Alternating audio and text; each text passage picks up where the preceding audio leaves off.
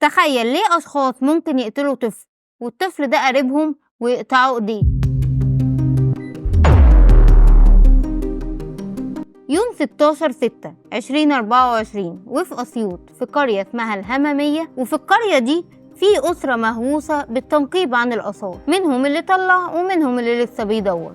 كان في طفل اسمه محمد عنده 6 سنين بيلعب في الأرض الزراعية قدام بيتهم، وجنب بيتهم كان بيت ولاد عم أبوه.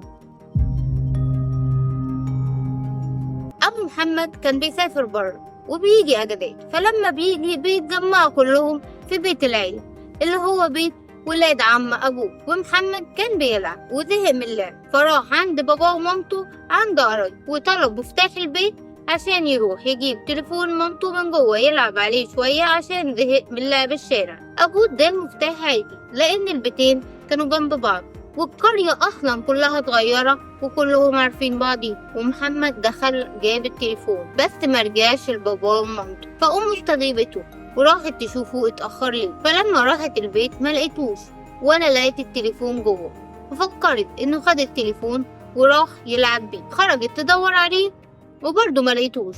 راحت لجوزها وقالت له ان هي مش لاقياه لا في البيت ولا حوالين البيت. بدأ جوزها يرن على التليفون لانهم اتأكدوا ان محمد خده، ومن كتر الرن حد من التوتر فتح عليهم الخط وقفل تاني بسرعة، وبعد كده قفل التليفون خالص. ساعتها بدأوا يتوتروا ويدوروا عليه في كل الأماكن اللي ممكن يبقى موجود فيها وبيلعب. ومع مرور الوقت وخضة الأب بدأ يمشي في الشوارع ينادي باسمه، يمكن يكون تايه في حتة ومش عارف يرجع.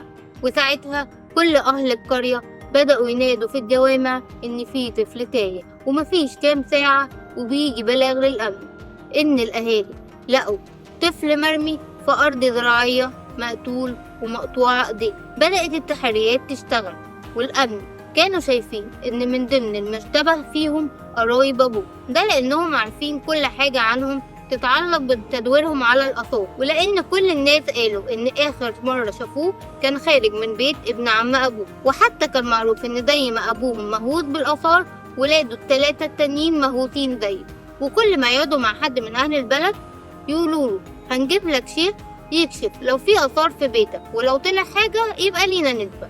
بس محدش كان بيديهم ودانه. ولما الكلام انتشر بين أهل البلد والتحريات اشتغلت، كل الشكوك بقت تدور حواليه، وخصوصا ان الطفل مش مخطوف لغرض الخطف أو حتى طلب فدية ولا حتى تجارة أعضاء.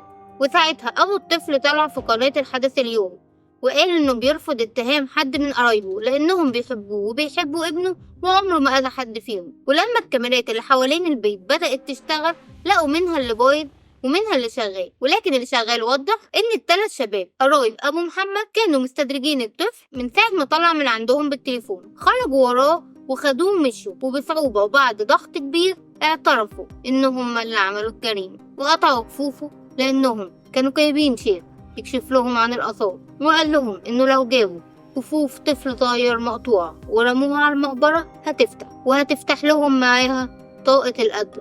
فتحمسوا وما لقوش قدامهم غير محمد، ودي كانت صدمة للكل خصوصا أبو محمد اللي كان كل شوية بيطلع في التلفزيون يبرئهم من دم ابنه. واعترفوا إنهم لسه ما ودوش الكفوف للدجال لأنهم بعد ما قطعوا ايدين محمد خافوا يعترف عليهم، فقتلوه ورموه في الأرض الزراعية وقعدوا ندمانين على اللي حصل وحسوا إنهم اتسرعوا.